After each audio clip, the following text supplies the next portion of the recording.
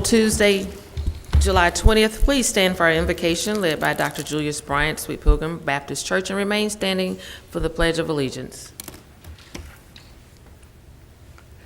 I believe we have Bishop Jackson, Antonio Jackson from Christ Temple, who's going to lead us in prayer this morning.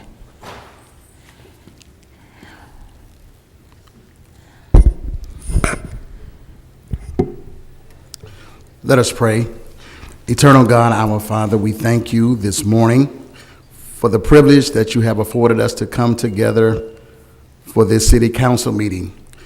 Dear God, we pray your blessings upon our mayor, to all of the city officials of this great city of Mobile. And God, we pray your blessings upon this meeting, that all of the endeavors and efforts that are placed on the agenda today, that everything will go forth with peace and unity and harmony, and that abundance and increase will come upon this city from the north, the south, the east, and the west. And Lord, we will forever praise your name. In Jesus' name, amen. Amen.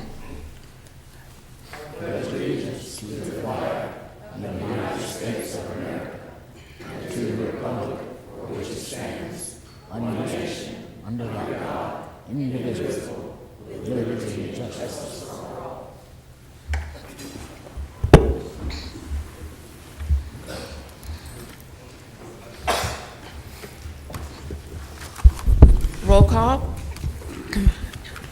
President Manzi. Here. Vice President Small. Here. Councilmember Richardson. Here. Councilmember Williams. Here. Councilmember Daves. Councilmember Rich. Here. Councilmember Gregory. Here. Statement of Here. votes. Good morning. Morning. We first would ask that you would turn off or silence all of your electronic devices before or upon entering our meeting. Any person desiring to address the council must sign in indicating the resolution, ordinance, appeal, or public hearing agenda item before entering the meeting. When addressing the council, we ask that each speaker state clearly for the record both your name and your address. Any person desiring to speak to the council on a non-agenda item must contact the city clerk's office on the Thursday preceding the Tuesday in which you'd like to speak by 2 p.m. It's required that all of your commentary be pertinent to City of Mobile business. Any person who hadn't given that proper notice to the clerk's office won't be allowed to address the council. Speakers are granted 3 minutes to make their presentation. A bell will sound at the conclusion of 2 minutes, indicating that you have 1 minute remaining for summarizing. The second bell, unfortunately, means that all of your time has expired. When addressing the council, there should be no personal address to any individual council member. All of your statements need to be made to me. And if there's a council member who wishes to respond, they will have that opportunity. To maintain decorum, there will be no undue applause and or public outcry allowed. Those are the rules for this particular meeting, and we're appreciative of your interest in our municipal government.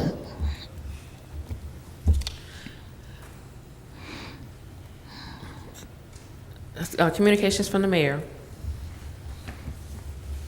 Good morning. It's good Good to morning. see everybody here this morning. I have several what we think are very exciting announcements that you may have picked up in the media. But last week we were notified that FEMA has awarded the City of Mobile a port security grant for $1.6 million.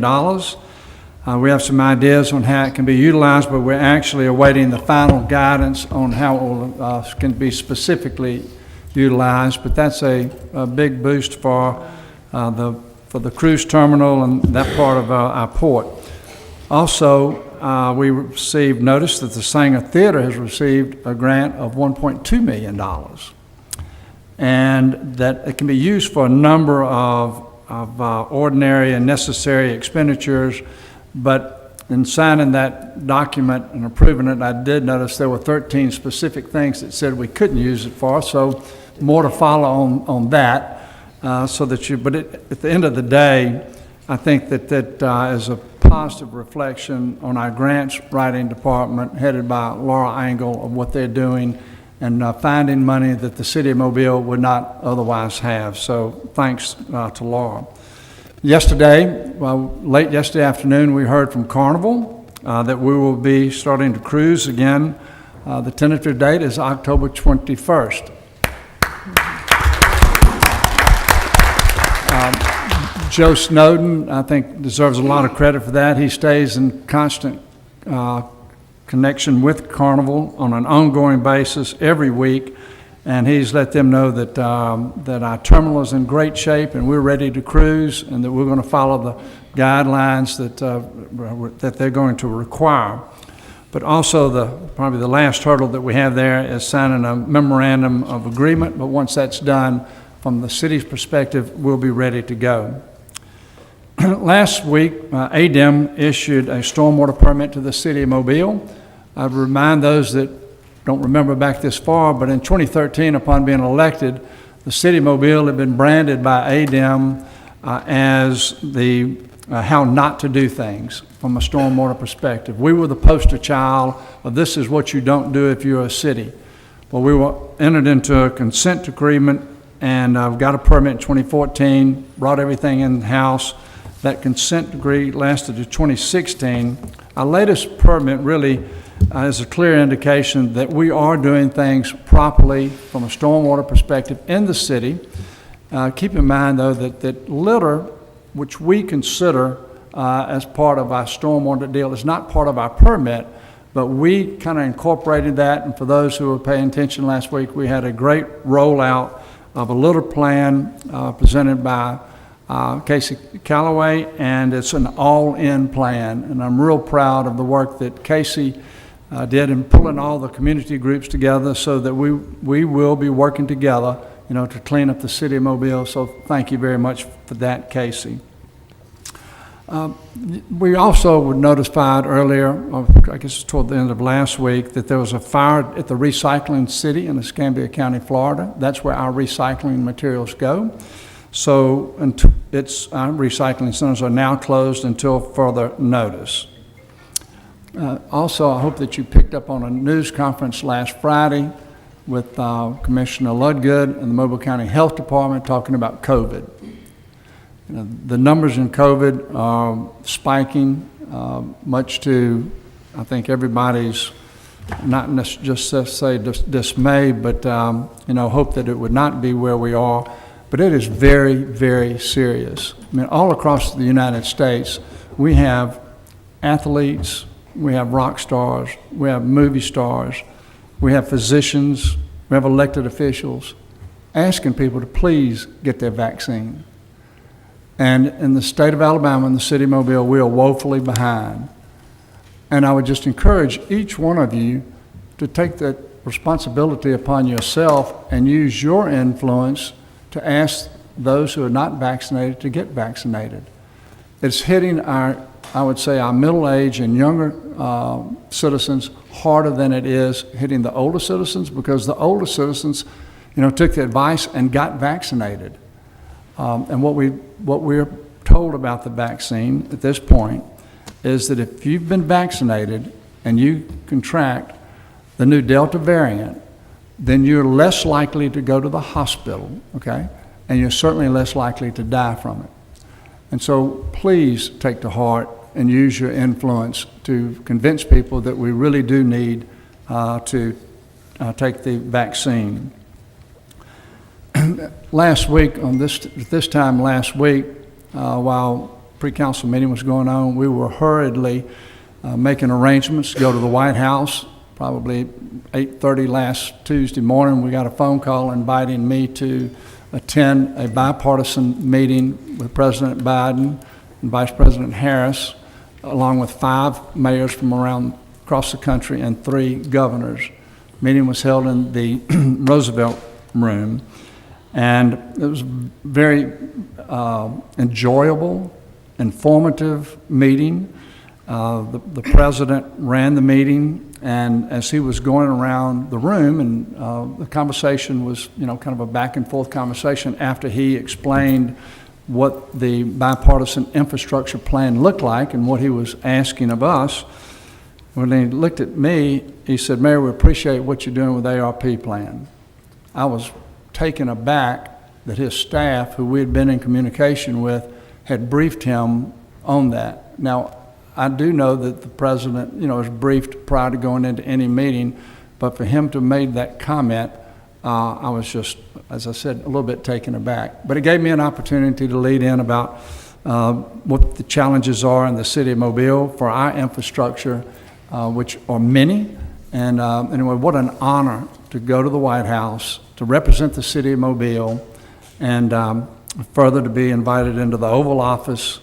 And one little sidebar is that while his conversation was between us, he let me know that his first hush puppy, he ate it in Mobile, Alabama. And I didn't have an opportunity to ask him where he was when he ate it, but I think that in my thank you note, I'm going to see if I can, I'm going to offer whether it was Wenzel's or the bluegill, and I'm not sure which one it would have been.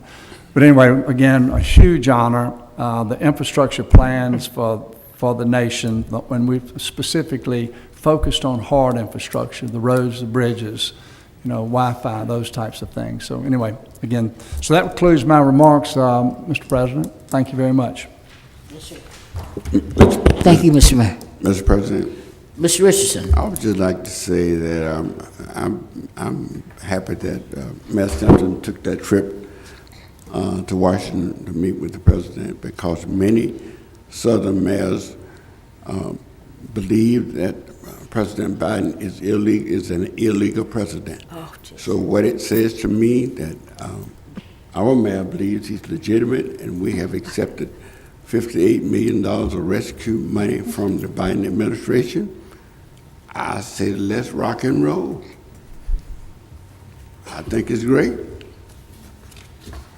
Yes, sir, Mr. Richardson.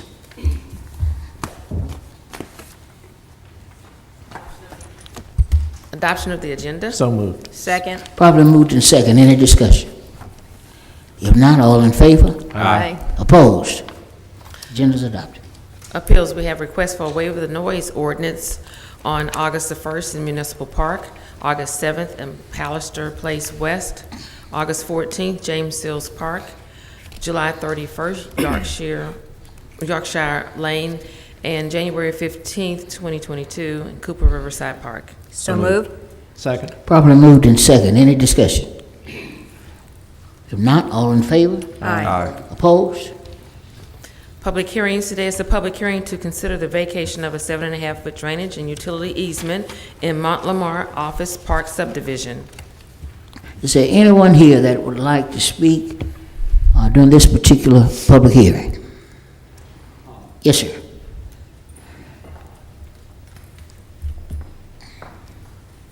My name is Sumter McGowan. I'm an attorney for Phelps Dunbar Law Firm and represent Johnstone Supply.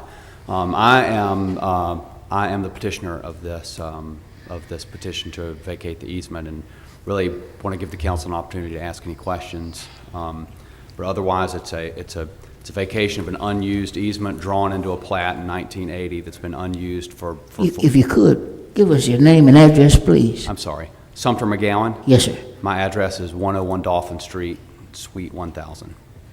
Yes, sir. This is a request to vacate an unused easement which was drawn into a plat recorded in 1980 for a subdivision along Mont Lamar Boulevard. The easement was drawn into the backside of this subdivision, but has since never been used by anyone in the subdivision. And so we are requesting to vacate the portion of the easement on my client's lot so that he may expand his building and expand his business. Any questions of Mr. McGowan? Mr. President. Mr. Daves? Mr. McGowan, thank you for being here today. We had a discussion about this at the pre-council meeting. I believe it's going to pass. I also asked my colleagues to go ahead and take it up today. Our normal rules are that an item first appears on the agenda has to lay over a week in order to be acted upon, but I believe my colleagues are in favor of taking this matter up today, and look to dispose it favorably towards your client. Thank you. Any other questions? Thank you, sir. Thank you. Thank you. Is there anyone else that would like to speak during this particular public hearing? If not, this public hearing is closed. Public hearing to consider the development of a playground in Walsh Park. Is there anyone here that would like to speak during this particular public hearing? Yes, ma'am.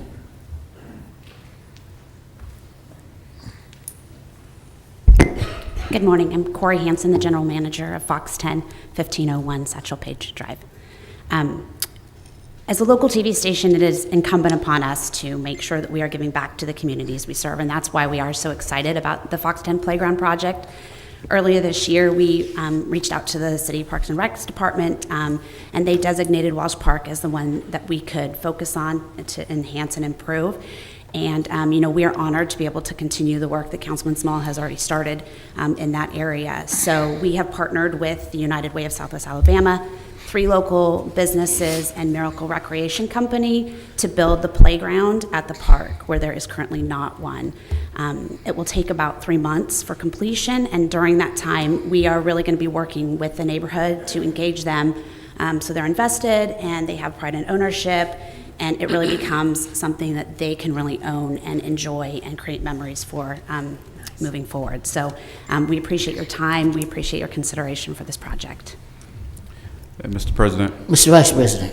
yeah, I personally would like to publicly thank Fox 10 and also other sponsors that is dealing with this great project, not only for District 3, but for the city of Mobile. When I first took council back in 2012, I drove around the district, and in District 3, we have over 12 parks.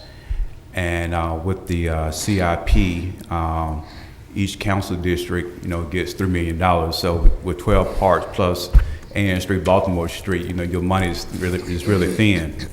But one of the reasons that I had supported the CIP, because when I drove around District 3 in 2012, I came across Walsh Park and seeing some kids out there primarily taking used tires and flipping it over in Walsh Park. I said something has to be done. My main goal was to pretty much is to really tackle every park in District 3, along with doing other revitalizations such as Ann and Baltimore Street and other things. But it was to also touch Walsh Park. We was able about 3-4 years ago to pretty much just destroy the old bones at Walsh Park and just put up some new bones there with pavilions, the grass, barbecue pits and stuff like that, but still no playground equipment. So there's a city ordinance that states that any new movement at a park has to have a public hearing. So this is what we have today. And also what we have today is, a private-public government relationship working together to improve the quality of life with the families, in our community. And this is a great thing. And again, I'd like to personally thank Fox 10 and all the other sponsors who putting this together, because again, the little money that I have, $3 million with over 12 parks, it's not that much, but this is a great start improving the quality of life in Mobile, Alabama. And again, I would say thank you all so much. Thank you. Thank you. Yeah, she did mention the sponsors earlier, Mr. Williams, but I will reemphasize United Way, Make an Impact Foundation, Miracle Shoe Station, Eco South, Palmer's Toyota Superstore, Airport Honda, Palmer's, and also Publix. Again, thank you all so much. And I'm also asking the council if we can just take this up also today. Again, it's just an agreement with the city and the sponsor, and it don't cost the city anything. So thank you. Great. Thank you all so much. Is there anyone else that would like to speak during this particular public hearing? If not, the public hearing is closed. Presentation of petitions and other communications to the council. Raymond Bell.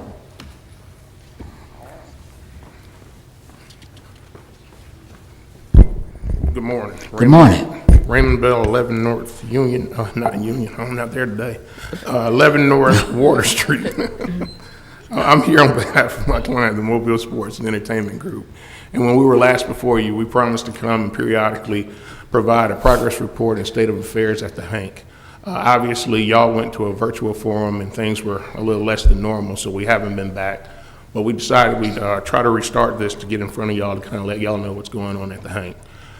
Kind of briefly, because we want to spend the majority of time talking about the positive things, want to let you all know that during 2020, the Hank and Mobile Sports and Entertainment Group experienced similar challenges to everyone else. More importantly, for them, they had to do what they could to try to attract things that didn't involve large gatherings, because as we all know, widely held events or widely attended events were the worst thing you could do in the pandemic. Brief but basic numbers, about 200 different games and events were canceled. Now, not to exaggerate to make that look bigger, when you have a tournament, you usually have a bunch of games within them, and so it's not like there were over 200 separate events canceled, but the way that we categorize games and events, there were about 200 games. The stadium is built for baseball, and the activities usually center around baseball. But in addition to baseball, there are all types of other activities that are held at the Hank. There are wedding receptions, there's, gatherings, different types of receptions, and there's been a lot of things.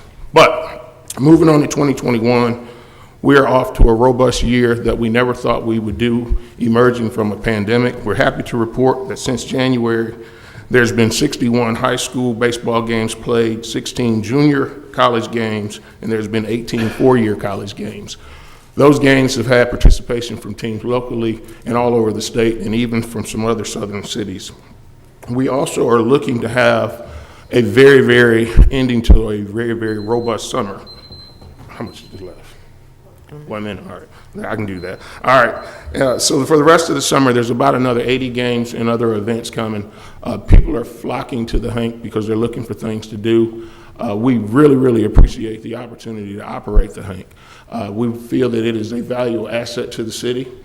We are not here for any particular ask. Like I said, we said we were coming to bring a progress report. But we do want to let city officials know that we've been approached by several groups and organizations that would like to have continuing annual or recurring events, but we are having some difficulty in getting some contracts signed. So we will be coming at some time, hopefully, to propose to the city an extension to the lease, to have a long-term commitment for a continued investment by this group into that valuable city asset. And I'll answer any questions that you may have.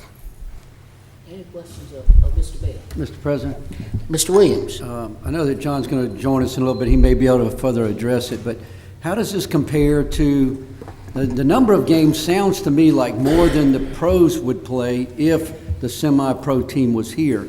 Are we better off now with the schedule that is currently running as far as attendance and activity and rent than we would be if we were hosting a... That's more of an operational question that's better for John to answer. And if I could, I hate to punt, but you get a better answer from him. Yep. Okay, thanks.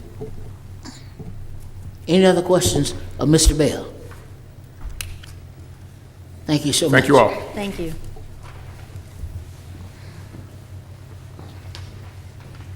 Come on down. John Gilliard. John Hilliard.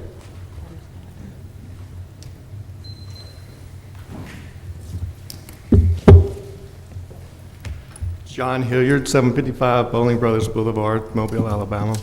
I'm here, I'll take y'all's questions in a minute, but specifically, I'm here today because we have two of our, our pristine events coming up. First, I'll go with the Cleon Jones Legends of Legacy. I gave y'all that too. Y'all have the programs for it. It's a free clinic for inner city kids from the ages of 12 to 18. We have free breakfast, free lunch. We will have free instruction from former college and major leaguers. It's something we've been wanting to do with Cleon for a long time, but because COVID hit, we had to shut down the inner city tournament where we would have had teams from Birmingham and Montgomery. We really want to open the stadium up to the city. You know, in the past, it's been mostly a minor league baseball stadium to where we could only do certain things. I guess to your question, John, we're actually bringing more people to the stadium than ever before for different capacities. We had the fair for 2 weeks. It was sold out every night. We had the Savannah Bananas, two games with them sold out every night, and they're one of the ones that's wanting to come back with a multi-year deal. So it's very important for us to come to an agreement, because if we don't get something done soon, then we're going to start losing some of the events like the Bananas and the Babe Ruth World Series, which I'm going to talk about. They want a multi-level deal, and they've never done that before. They've never been to the same city 2 years in a row, yet they're doing it now with Mobile because they like us so much and the facilities that we have. But going back to the Cleon Jones Clinic, like I said, we want everybody. We're not charging any money, giving free lunch and free breakfast. Cleon himself will be there instructing some of the other former players. So we're in a partnership, though, with that, and that's what we're looking for, to get more groups involved with us. The City Parks and Recreation is part of it. The Mobile County Public Schools, Mobile Sports and Entertainment Group, Alabama Power, and the Last Out Cleon Jones Foundation. So, and then the last thing is the Babe Ruth World Series. That's our biggest event of the year. It starts August 31st. 10 teams from around the country. The top 16 to 18-year-old players in the country will be here. So if you want to see some good baseball, we have it at the Hank coming next weekend. So any other questions? I don't have a question. Let's get Ms. Gregory first and then Ms. Rich. Okay. Hey, John, thanks for being here with us today. This sounds like a terrific clinic to have. I know it says limited space. About how many people does that mean? How many youngsters? One of the reasons why we said limited space, because urgency. If someone thinking about signing up or not, then maybe we can get them to go ahead and sign up. But we're not going to turn anybody away. We would like to have 150, 200 kids, but we will not turn one soul away. Oh, okay, well, that's good news. And also, go to the rec desk to register. Yes. Does that mean what? That's the City Parks and Recreation. They set that up, so everything is, all the registrations are going through them. So you go there and just register, because we need to know, for a lot of reasons, number of instructors, number of how much food we should have on hand, and so forth. Is that online? Yes, Yes, online. online. Saturday, the 24th, we'll start registering at 8 a.m., and then we will be done by 3. So can they actually come in person to They can register? come in You person don't have to also. do it online, you can do not, come? yes. Okay, well, that's good to know, so that people know exactly where to go and how to register. And Yeah, like I said, Okay. the stadium, we don't want to turn anybody away for any reason. If you come to the museum is free. We've never turned anybody away from there, and we've had a lot more people since Hank passed away to really come and view the museum. Okay. John, thank you for being here and giving the report. I know that when this council was debating on your proposal to operate, one of the things that resonated with me was we would be a group that would come up with programs opening the stadium to the citizens for programming and events, and that you would not be asking for any funding. And you have stayed true to your word. And I do hope that the council, through the, coming up administratively to expand your contract, because you've really been a plus. And it's very noticeable in the community. When you have flyers, if you'll get those to the council's PR director, and if she'll raise her hand, I think she's sitting with us. I can't quite see if she's here. Is she here? Okay. And change cards, because we can get all these kind of events into our newsletters. So it's an outlet for you, especially when you're looking for community input and I just participation. want to thank the council for y'all's, for the vote, and then for the mayor and his whole staff for believing in us. You've been true to it, and appreciate that's great in this day and age. Both of y'all are a great group to work with. I appreciate it. It's great. Mr. President. So, John, I want to compliment you and your team on what you've done over the last few years. In the last 7.5 years of all the interaction that we've had having to do with the Bay Bear Stadium, dealing with y'all has just been, as Ms. Rich said, you've done exactly what you said you've done. Another thing that citizens don't realize is that y'all have paid all the maintenance cost and there's a willingness, as I understand it, to even pay more costs, and that's really why you need the longer-term contract. Yes, I mean, there were some teams in the College World Series this year. They were interested in coming and playing at the Hank in the future. But the colleges, they do their schedules a year and a half, 2 years in advance, but there are some major teams and major conferences that want to come and play at the Hank. But we can't do it right now until, we have a secure, longer lease. Well, my sense is that you'll get the cooperation from the mayor's office and the council, because you have lifted a burden off of us and the city. So thank you very much. Thank you. Mr. President, Mr. Richardson. I would like to say, how long are you going to wait? Present us what you want to do. We can't act until you present it. Let's rock and roll, brother. We're in the process. Let's do it. See you We're next in the week. process. Thank you. Thank you. Thank you. James Raymond regarding Resolution 40-467.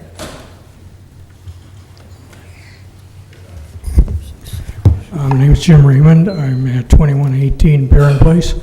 I'm not protesting the doing of the demolishing the place, but I just need more time to get all of the things out of it, between removing the personal stuff and then the furniture and then the appliances and everything else that I would want to be able to reuse again. You had a continuance last month, but it's just not enough to get everything done. I would like to request more time. Mr. President? Mr. Vice President. Yes, good morning.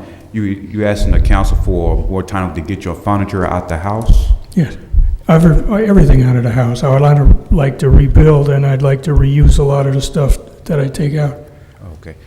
The gentleman that's right behind you, yeah, he can discuss the time that he can give you and everything. Mr. Dunbar, yes, sir. You'd already talked to him. If you can speak to him at the meeting, that'd be great. Okay, thank you. Thank you.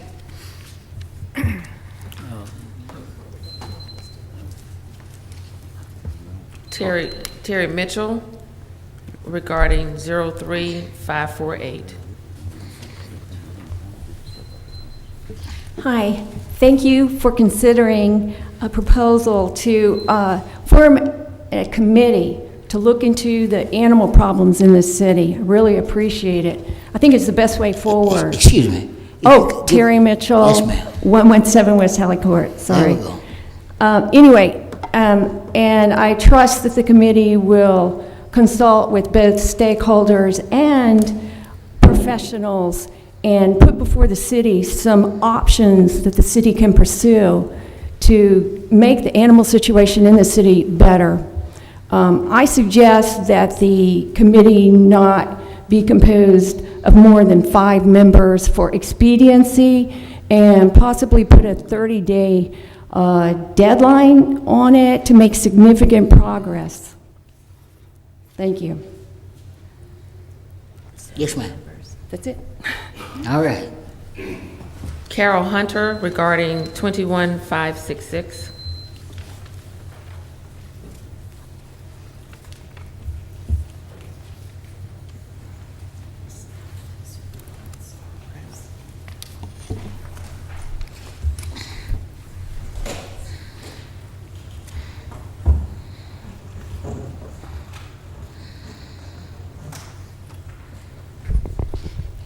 Thank you, Chief. You don't really need to hold that. We can talk that down.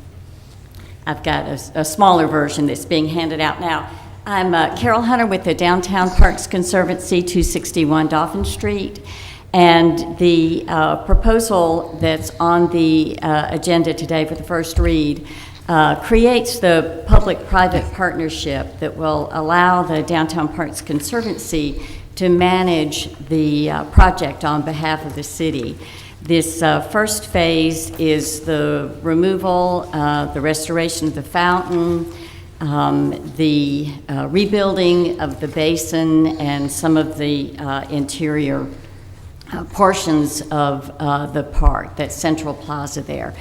As y'all probably remember, a couple of years ago, the Downtown Parks Conservancy raised the money to pay for a master plan to be created for Bienville Square to sort of bring it into the 21st century while maintaining its historic nature. And we went through several, at least a dozen meetings with stakeholders and a few big public hearings. And we are now ready to have a final plan created that you have the preliminary schematics in front of you now. We've been working very closely with the Architectural Review Board, which must approve any final plan before any of the significant work is done. Again, the rule of the fountain is something that they've already signed off on, or the Design Review Committee has signed off on. So if the performance contract is approved next week, then that work can get underway very soon after. Do y'all have any questions? I do. Yes. Ms. Rich? What is Carbo? Carbo is the landscape design firm that led the design process a couple of years ago. They are an landscape architecture firm out of Baton Rouge, and they worked very closely with Nimrod Long out of Birmingham. And does it involve working with our urban forester as well for the trees that will be preserved or pruned or whatever? Yeah, they've been working with Peter Toller for a couple of years now. Good. Okay, good. Thank you. Any other questions for Ms. Hunter? Great, thank y'all so much. Thanks, Carol. Okay, the next names are all regarding the ARP. William Wolfenden.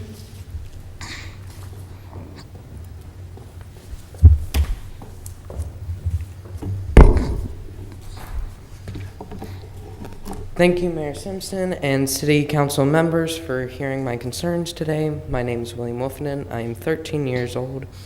I live in 7880 Indrio Avenue, Sims, Alabama, 36575. I'm a proud 8th grader and student at Dunbar Magnet Middle School, where I am a member of Advanced Drama, aka Black Box, and Show Choir. I stand before you today as a concerned student of Dunbar. It has been brought to my attention that major health issues may exist inside of the school due to years of neglect. While Mobile County Public School have made some repairs to the roof and inside of the building, it has been proved that the mold is already growing back in some areas of the school. The sealed asbestos tiles are being drilled through to lay new internet cables, in turn releasing asbestos into the air. My mother and other concerned parents have asked Mr. Superintendent Threadgill when they will be provided a copy of the mold and asbestos attainment report. The answer they got back is the safety of our students and is our #1 priority. That does not answer the question, though. Both of Dunbar's buildings are in need of major repairs. But Dunbar's B building is classified as a historical landmark, and we feel the repairs could fall under Mayor Simpson's infrastructure plan. Dunbar is a special place to me. As a student with dyslexia, Dunbar allows my brain to do what it does best, and that is singing and acting. I'm not asking the city council to completely remodel the school. What I'm asking is for you to help restore our B building to its former glory, when it was healing people, not making them sick. In closing, I would like to thank you, Mayor Simpson, and the city council members for hearing my concerns today. I want a school that is safe for not only my fellow classmates and myself, but also for the amazing teachers and staff that make Dunbar great. Well done. Can I get your last name again? William Wolfington. Wolfenden. Yes. Well, Mr. Wolfenden, first let me applaud you Thank you. for coming down and for speaking so strongly in favor of improvements there at Dunbar Magnet School. I'm very familiar with that school, served on our school board for 5 years, so I understand some of the conditions that are occurring there.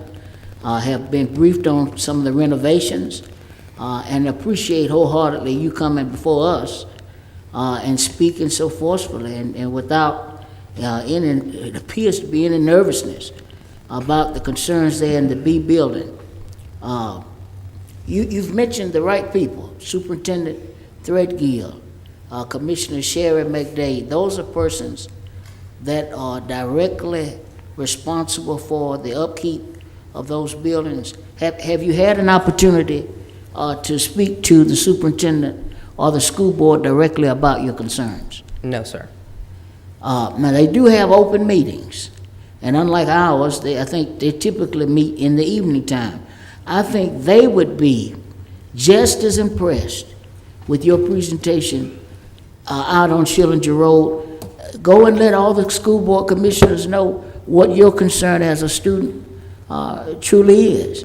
If it's a health hazard, they've got staff there that are paid handsomely to answer and to remedy those health hazards.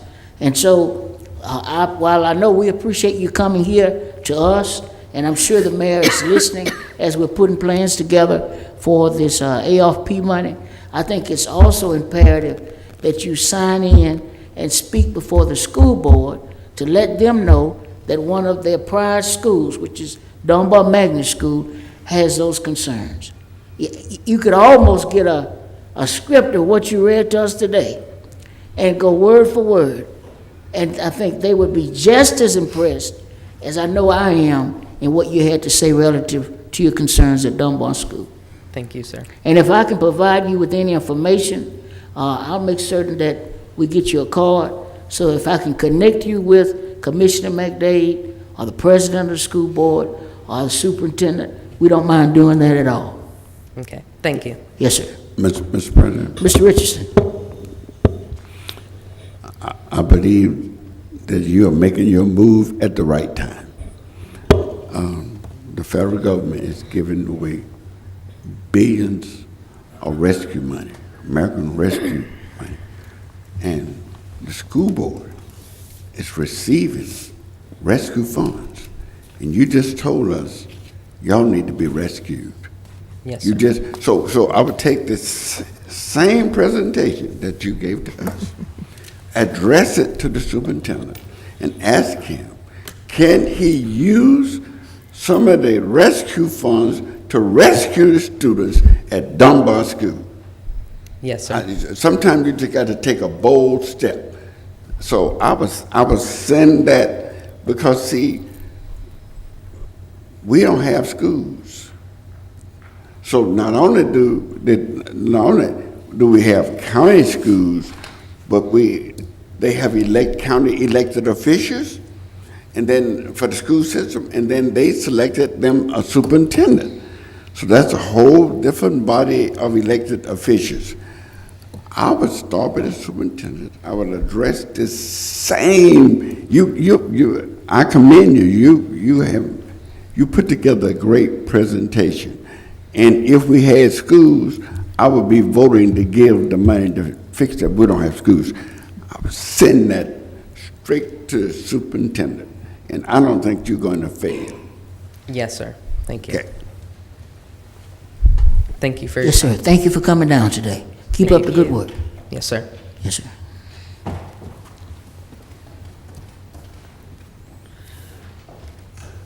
Brandon Ulmer.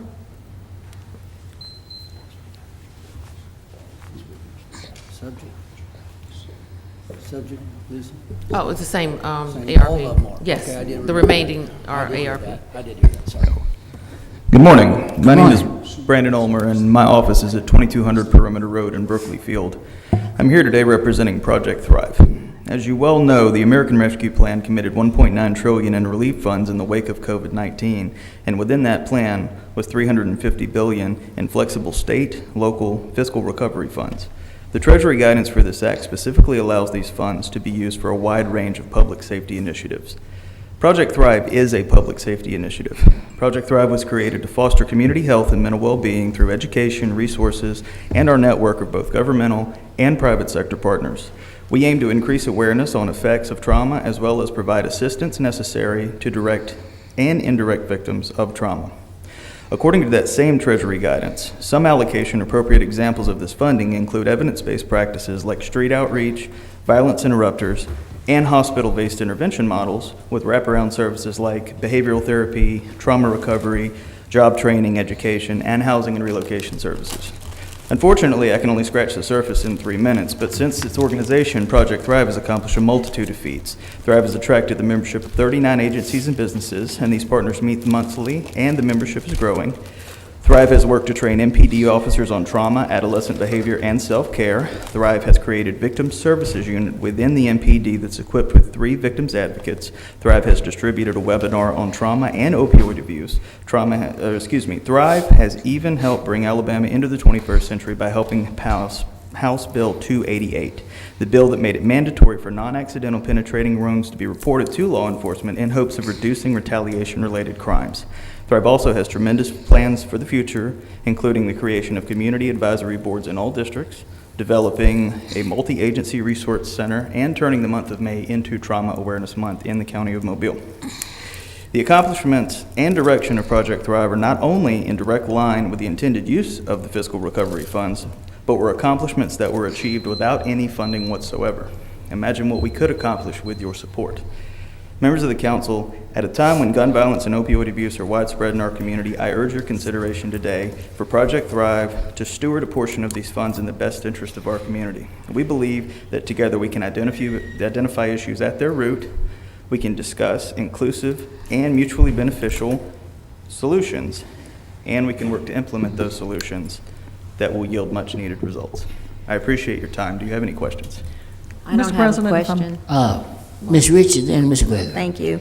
I'm familiar with Project Thrive, and I've been very impressed with your group because it's so multifaceted and it brings people under one umbrella, all the different agencies. So I hope you are successful in getting resources through that entity, because the community would absolutely benefit from all the work that's already been done. All the agencies, like you said, you're up to 39 that are coordinated and working. It's wonderful. Thank you. It really does fill a tremendous need in our city. You're absolutely correct. It is a group effort, and I believe that organizations alone can accomplish a lot, but when they really work together to see how they can interact with each other, I was we real can get a lot impressed more with done. that. We appreciate that. Thank you. Ms. Gregory? Yeah, thank you. Thank you for coming and for your presentation. Would you mind sending us all some details about your organization and especially what those future plans include that you mentioned to us? No, absolutely. I think we'd be interested in just learning a little bit more, because I know only 3 minutes, you don't have a lot of time. No, and I appreciate that, and we absolutely can. Thank you. You can send them to our clerk, and then she can pass them along to us. Thank you. Anything else? Thank you. Thank you. Thank you. Christy Barnett.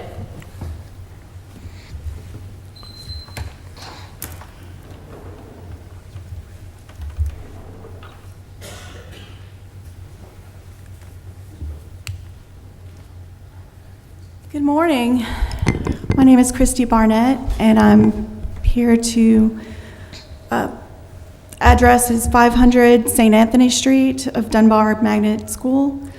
Now, is that your address? No, my address is Sam's, but I heard other people in the audience, other speakers using their business addresses, and I was the PTO president of Dunbar Magnet School in 2019-2020 school year, so I was going to use that address, but I can give you my address. If you don't mind. I don't mind. 9730 Winchester Drive North in Sims. Yes, ma'am. Okay, so I had a really pretty dress I put on this morning. Really pretty dress. Beautiful shoes. My hair was better than this, but I said, I looked in the mirror and I said, this isn't right. This doesn't feel right. I'm going to show up the way I show up at Dunbar as in the PTO. All I'm right. going to show up the way I serve every month on Fun Friday. I have my PTO shirt on that's now a size too small because of the pandemic. That's okay. And I wear my apron because I'm there to serve. I'm not there to get glory as the PTO president. I just give and give and give to those kids. And it pains me to let you guys know that the condition of the building is not appropriate this year for the students to be there. And I heard what you said to Mr. William, that there are channels to go through to get these problems addressed, and they've been gone through by the adults. Mr. William didn't get a chance to give his speech to the adults in the school board, but we've sent emails, and teachers for the last 3 years have been trying to get things fixed at Dunbar. What they're doing, we are so glad they spent $679,000 on a roof and beams. That was great. We needed that. But what they're doing in that was building B, the historic building. What they're doing in building A is basically just painting over mold. And I went in a couple of weeks after they painted, and there's mold growing back already on the third floor in the strings room, where kids are, playing their instruments. Between the ceiling tile and the wall that's already been painted, there's mold coming through, and I have pictures. On July 14th, I took those pictures.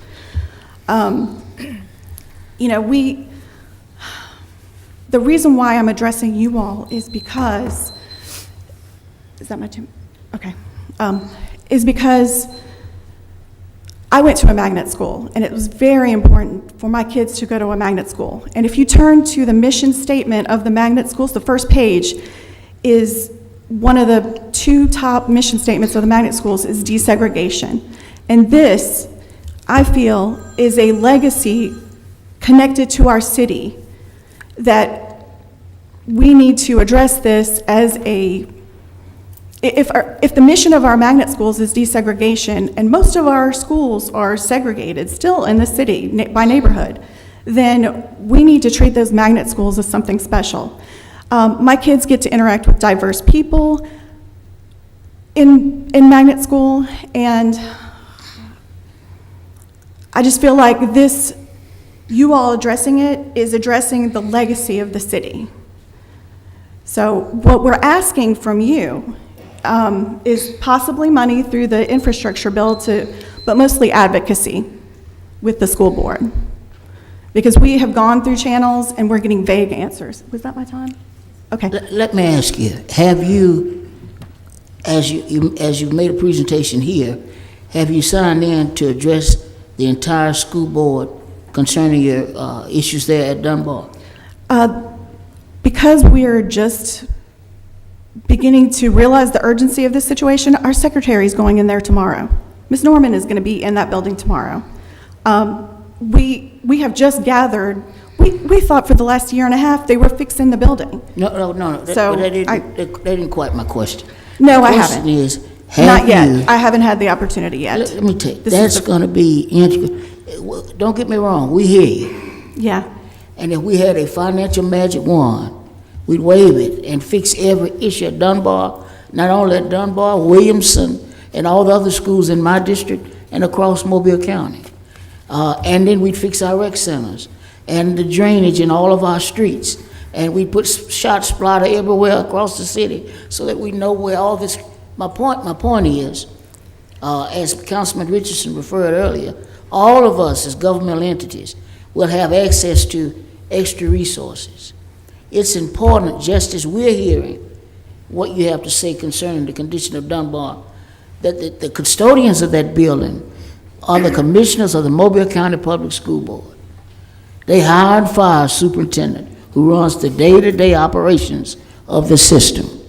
Those 5 individuals. Your representative for Dunbar is Ms. Sherry Dillahay McDade. We have a meeting with her scheduled later in the week. That's your first step. Yeah.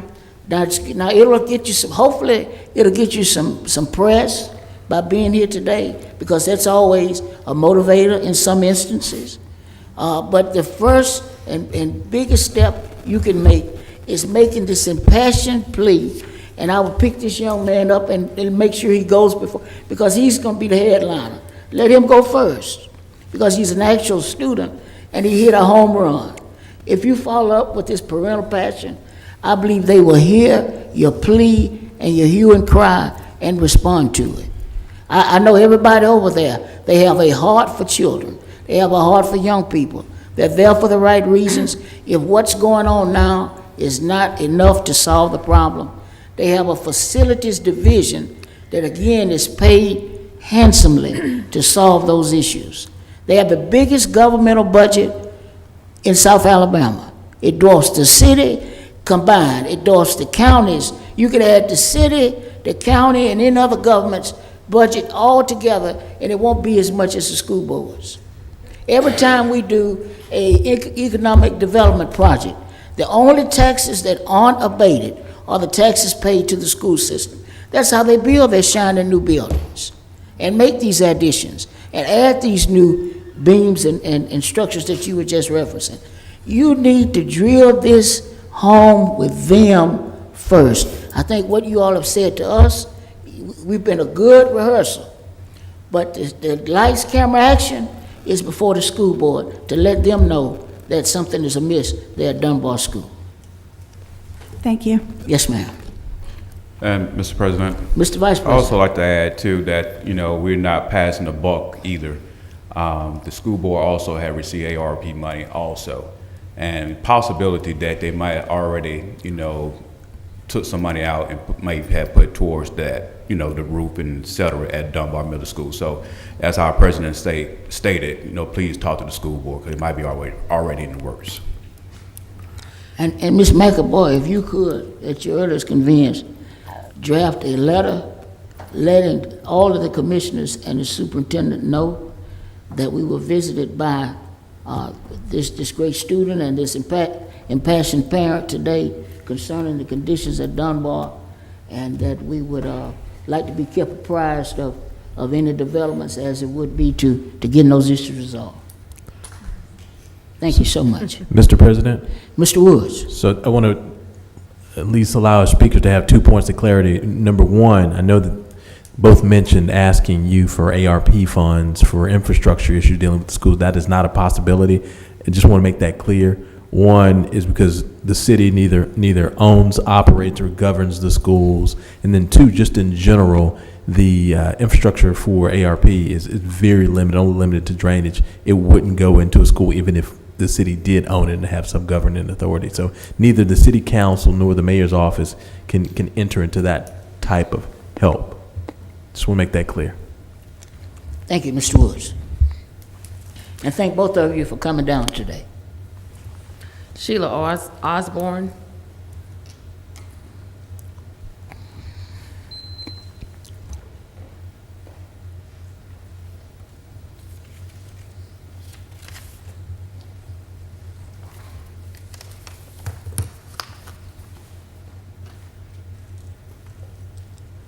Good morning. My name is Sheila Osborne Beck. Address is 6605 Cherry Point Court. I'm here to discuss the state of Dunbar Magnet School. We are here to ask for your assistance and advocacy in our mission to secure health and safety of our students, staff, and overall Dunbar family. We're very concerned with the internal conditions of the building and what could affect our loved ones in the buildings, as well as the health of our loved ones that they may come home to. I myself am a dialysis patient and cannot afford to have my granddaughter bring home any illnesses that may exacerbate my condition. Right now, in our schools are riddled with mold and asbestos. We've reached out to the superintendent, and we feel that all that they are doing is covering up, which is what they've been doing for the last few years, and it keeps coming back. Now, as parents, we're asking for actual reports that that the mold and asbestos has been addressed, or that Dunbar be relocated to a building that is safe for everyone that spends 8 to 10 hours a day, 5 days a week in those buildings. Infrastructure is a big issue right now, and our schools and students are key infrastructure. We're asking for your help and your advocacy, please. Right now, we've reached out to the superintendent. You've asked before, how have we reached out to the school board? We are in the process of trying to reach out to the school board right now. We have meetings in place for Ms. McDade and other people. The thing is I'm not here to ask for money from the city. What I'm here for today is to ask that you all help us in this fight. Stand behind us as we fight this fight. And that's all I'm here for right now. Awesome. And I believe we stand ready, willing, and able to do so. Absolutely. I am hopeful that the meetings that you schedule will be productive meetings. We're going to reach out to the school board as we've instructed our public relations coordinator to work on. We have relationships with board members, but again, I would advise you and admonish you, I would start with them first, particularly the commissioner of this particular district. I know she's approachable. I know she's willing to listen, and I believe if she was fully well-versed on what was happening there at Dunbar, she would be the strongest advocate for change that you could find. Yes, sir, because we've asked Superintendent I'm sorry. Threadgill. Thank you, Threadgill. We've asked Superintendent Threadgill for him to address the issue. He says that they're addressing the issue, but we've been in the buildings since we brought this to his attention. And from what we can see, they're painting over mold. They're doing everything they can to get the school ready for the first day of school. But we do not believe that they are addressing the underlying issues, which are the mold and asbestos. And right now, we are at a position where we're not going to allow our children into that building on the first day of school if we are having an issue. We're wanting to let you all know this up front. This is something that we have discussed. And if he cannot show us reports where the mold and the asbestos has been addressed, we are prepared to stand outside of the school with our students. They will be there at the school, but they will not go inside the buildings. So we're asking that when this fight begins, that you all stand behind us. The fight needs to begin with your school board. I keep hearing Superintendent Threadgill, Superintendent Threadgill. Superintendent Threadgill works for the school board. He has 5 employers, the 5 elected commissioners of the Mobile County School Board, period. Those employers work for you. Yes, sir. Because you put them in office. Okay. You need to reach out to them and let them know what you need done, so they can instruct him on how they want to see change happen. Yes, sir. I keep hearing, you need to start where it needs to start, which is at your elected school board. I would go to their meetings. You don't need a planning to be outside the building with your child the first day of school, where you could be outside the school board meeting before school starts. Now, the school board meetings they're no longer at night anymore. If it's at 10:30, just like this one, just like you all are here now, whenever it is, if that issue is important enough for you to be here now, it's important enough for whoever else needs to be whenever they meet, wherever they meet. It's important. I'm encouraged that you all came here. It's all well and good that you did. But as our city attorney just stated, we can't use any of those resources toward your effort anyway. You really need to start with your school board commissioner and let her work with the superintendent to find a solution. And if that doesn't work, then you go to all these other plans. Yes, sir. Can I make a comment? a suggestion? Yes, Since it's a magnet school, that means students come from every one of those appointments or elected officials. So I would recommend that you find a parent that is with you on what you're trying to do to each get with their elected official from the school board. Yes, ma'am. And that way you'll have a stronger voice in getting their attention. I understand that it's sitting in one particular person's area, but your students come from Right. all over. That gives you a lot of strength with your message. Thank you. Thank you, sir. Yes, ma'am. Thank you for coming down. Reggie Hill regarding Resolution 08560 and 561, 31567, and 6555. Mr. President, members of the council, in the absence of our mayor, to the administration, citizens and stakeholders of Mobile, good morning. Good morning. Reggie Hill, 1007 Center Street. Thank you, Madam City Clerk. I'm going to start with 08561.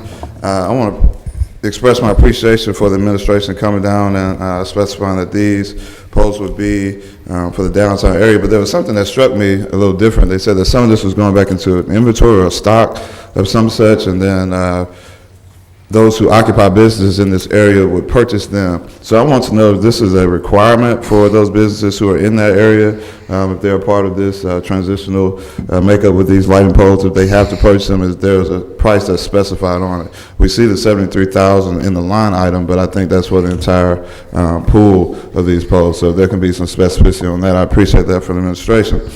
Regarding 08560, the MPD PSAs, is this in reference to recruiting or another push, kind of like the Stolen Guns initiative, in which we're trying to get a message out to our residents on maybe community policing or something dealing with public safety? I'm hoping somebody that can answer that for me as well. The school years go rapidly by, and we no longer your rule. We each want to learn as we try, to be a credit to our dear old Lonkoff School. That's the last stanza of the school song. I still remember that very well. If we have more than 3 minutes, I might sing you the whole thing. Anyways, we're looking at this line item here, and there are, I just want to ask this, is there any doubt amongst the council that this will be approved unanimously today? Is there any doubt that this line item, this is 60555, is there any doubt that it will be approved unanimously by the City Council today, Mr. President? I don't have any doubt. Okay, and so that would be because it probably went through the finance department with the City of Mobile, and then it was sent to the agenda to be approved by the City Council. That's probably why it's going to be unanimously approved, correct? You don't have to answer that. So then we're going to go to the administration. Is there any reason that the council believed that it would take more than a week, 2 weeks, a month, 2, 3, 4 months for this to get dispersed? Is there any reason? I don't think so. And I see some of the facial expressions, so I don't think so. So I'm going to move on to 31567. The District 2 school came down here, and I'm very appreciative of that. I'm glad I was able to speak to the parents and grandparents last night on what agenda item to sign up for. As highly capable as our city attorney is, I would believe that there's some way you can find for us to get resources to them. So while one of those members came down saying they only want advocacy, I would love to see us actually use our resources for something that is worthwhile, beneficial, even though it's a county school system. These schools are in our city. We still have a responsibility. And for us to continue putting the blame on somebody else every time, that's a lack of accountability. Why can't we find a way to merge this? And if it's a problem about the state, we write these letters to the delegation for everything else. Why don't we write them and say, hey, we would like to give some money to this school because they're suffering, and our constituents came down here and talked about it. And so instead of us blaming everybody else and telling us what we can't do, we can figure out how to do it, because that's why they put you in the seat. Thank you so much for yielding the floor. Consent resolutions held over. 40379, declare the structure at 962 Government Street a public nuisance and order it demolished. Move to table. Second. Probably moved to second. Any discussion? If not, all in favor? Aye. Opposed? 40467, declare the structure at 2118 Barron Place a public nuisance and order it demolished. So moved. Second. Probably moved to second. Any discussion? If not, all in favor? Aye. Opposed? CIP resolutions held over. 21542, authorized contract with McElhaney Construction Company for 2019 CIP Group B drainage improvements. So moved. Properly moved in second. Any discussion? If not, all in favor? Aye. Opposed? Resolutions held over. 08543, approved purchase order to Carasoft Technology Corporation for SAP Concord Travel Expense Management Software. 08544, approved purchase order to Petroleum Traders Corporation for fuel for various locations. 21545, authorized contract amendment with Watkins AC Strunk Design, Inc. for Mardi Gras Park improvements. So moved. Second. Properly moved in second. Any discussion? If not, all in favor? Aye. Opposed? Ordinances being introduced for the first time, 57028 through 15029. By council rules, they would lay over 1 week. Consent resolutions being introduced, 03548 through 03570. Motion to suspend the rules for immediate consideration for consent resolution 03-548 through 03-570. Second. Properly moved in second. Any discussion? Yes, Mr. President. Mr. Williams. Mr. President, I'd like to, before releasing a unanimous consent, ask that the council consider a striking of the word must be a resident of the city of Mobile in the ad hoc advisory committee resolution. If we cannot strike it before it's considered, then I'd like to withhold unanimous consent so that I can discuss it with the colleagues. It's a little out of, This is on the library. this is on the animal shelter Animal on shelter. 03548. Would the author consider striking the residency requirement? He's not here, Mr. Williams. He had to go. Let's hold it. He was called Then I away. just withhold. I did not mean to call attention to his. So you want to just All right. rest it a week? Yes. Right. Yep. What about 37550? Laying that over, until August the 10th. Okay. I don't have a problem. with that. 551 was 1 week. 551 was a holdover. Right. Yep. In District 3, or did that change? Okay, so it's 551 that you're laying over till August 10th. I'm going Yes, to, 1 on week. 0548, I will withhold unanimous consent. Okay, I thought we were laying over 550 and 551 as Yes, well. ma'am. That can be I by think council rules 550 or by was to motion. August the 10th, I believe. Okay. Okay, that one is, we're taking that one. Okay, all right. Any discussion? Not all in favor? Aye. Opposed? 03549, appoint Bob Allen to the Architectural Review Board. 37550, recommend approval to the ABC Board for issuing, that's laying over, I'm sorry, excuse me. We got to vote on that one. Right. That's not a layover. Right.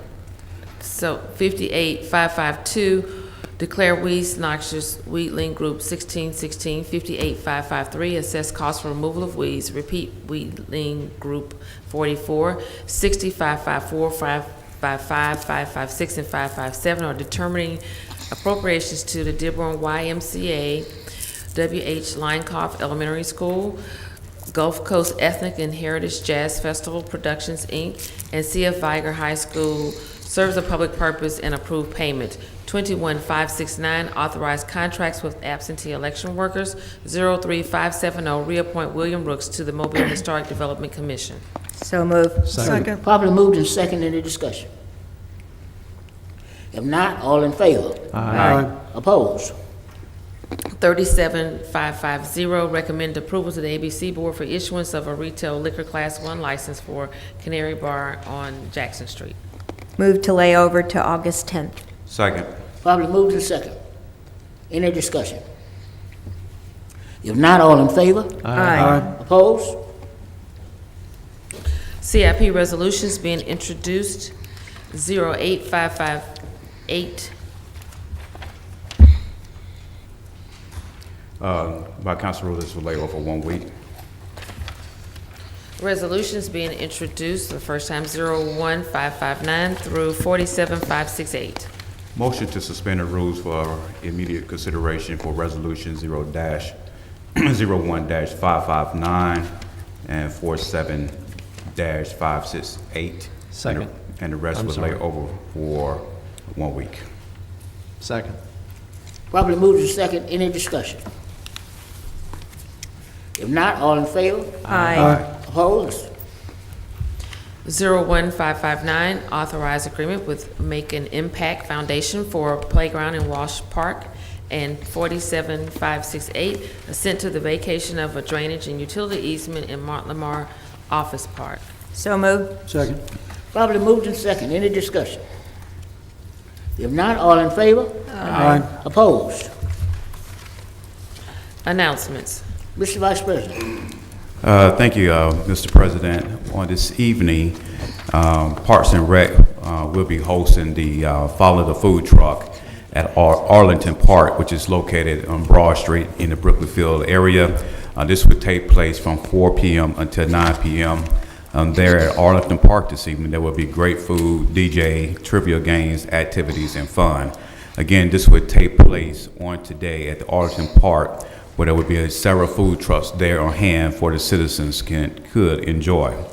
Also, this coming Friday, Representative Drummond, House 103, and myself, CJ Small Council, District 3, we'll be holding our 4th annual Chatting 2. We did not have it last year because of the pandemic, but this year we decided to go ahead and have it this coming Friday. This coming Friday, we will be acknowledging several seniors that have made a difference within our district. And again, this will be this coming Friday at the Gulf Quest, and pretty much we sent out a lot of invitation to the seniors in our district, and the seniors had an opportunity to RSVP, looking to have at least a member of 150 seniors was from our district to be at the Gulf Quest to chat and chew on this coming Friday. And thank you, Mr. President. That's it for me. Yes, sir. Mr. Williams. No, I'm sorry, Mr. Davis. Then Mr. Williams. Thank you, Mr. President. We had our first District 5 community meeting last week on Tuesday evening, first one since COVID. And apparently there was a great deal of pent-up demand because we had a bumper crowd and they had a lot of questions and comments to make.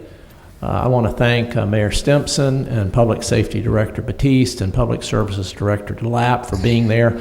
They absorbed most of the comment, and so when the city councilman got up, everyone was happy and ready to go home. So I want to thank them for all their help in that program I intend to follow in the future. But thank you all very much. Thank you, Mr. President. Yes, sir. Mr. Williams. I'm going to make a brief comment about the 03548. I'm sending a text to explain to my colleagues, but a person who is a long time resident of Mobile had to move after a family tragedy. She has been a trusted agent of mine when it came to all animal issues over these last 15 years. Knew her before I came on the council. I still have a dog that she rescued and delivered to my house, and I would just be grateful to the council if they would, for this ad hoc Animal Shelter Citizens Advisory Committee, strike that requirement, at least for this initial appointment, so that so we can get started, and that I can have the pleasure of appointing my longtime friend and friend of all animals. Thank you. Yes, sir, Mr. Williams. Ms. Greger? Thank you, Mr. President. I want to congratulate Tangi Lett, who is the general manager for the Wendy's restaurant that recently opened on Spring Hill Avenue in my district. She has been recognized as one of the top 500 general managers for 2020 by the entire Wendy's company, and this is for the United States and Canada. And mentioned to Cassandra that I would like to invite her here to a council meeting so that we could recognize her for being recognized throughout this country and in Canada for being one of the top managers at Wendy's, especially since this is a new Wendy's that has just opened in the community. And that will do it for District 7. Thank you. Yes, ma'am. Ms. Rich? Oh, thank you very much. I'd like to announce that there is a candidate debate, and I think mayoral as well, in District 6 at Christ United Methodist Church this evening at 6:30. And this is put on by the Black Chamber of Commerce. So I urge citizens to attend to see the candidates in action in District 6. I'd also like to thank the administration, the Parks and Recreation Department for trying to figure out why the splash pad at Medal of Honor Park is malfunctioning, and I think they're making their way towards figuring it out, and I know we've had not such nice weather lately, so it might not have been in great demand, but I appreciate everything that everyone's doing to try to rectify that problem. And also, I believe the mayor mentioned this earlier, but the recycling centers that the city has, which is a single stream, and that means you don't have to separate, is closed right now. But the one on Hit Road, which is a county facility, you do have to separate your recyclables, but it's not that difficult to do. So if you are one that likes to recycle, that is still an option that is in our community. So I thought I would announce that as well. So that's it. Thank you. Yes, ma'am. Thank you. Do I hear a motion? Motion to adjourn? Yes, sir. Is there a second? Second. Any discussion? All in favor? Aye. Opposed? Meeting is adjourned. Chris, would we require